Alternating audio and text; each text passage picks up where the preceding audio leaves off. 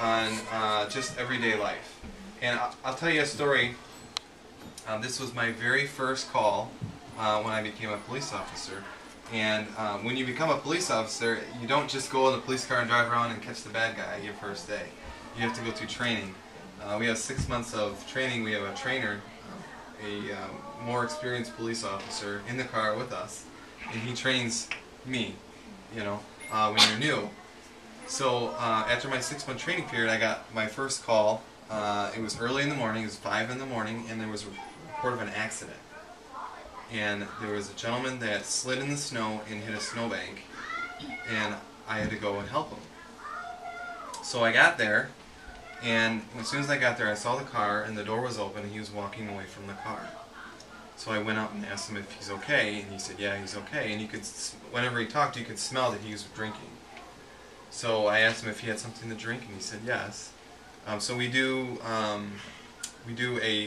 it's called a pat down, and we pat them down for any kind of knives or any kind of weapons that would hurt me or hurt other people in the area.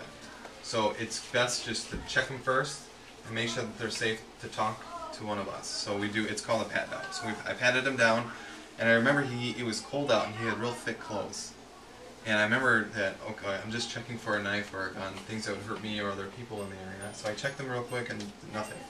So we do a field sobriety test, drinking test, to see if he was drinking or not, or to see the build we call probable cause, to see if a crime has occurred.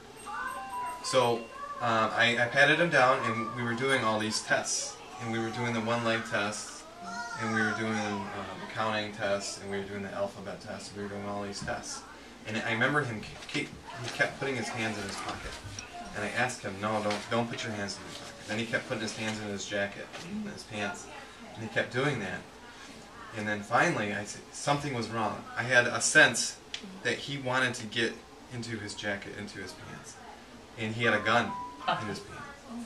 So, and luckily, I patted him down one more time, and I found the gun. So we placed him under arrest, and we brought him back to the jail, and he says to me, he goes, you saved your life today. And I said, what do you mean?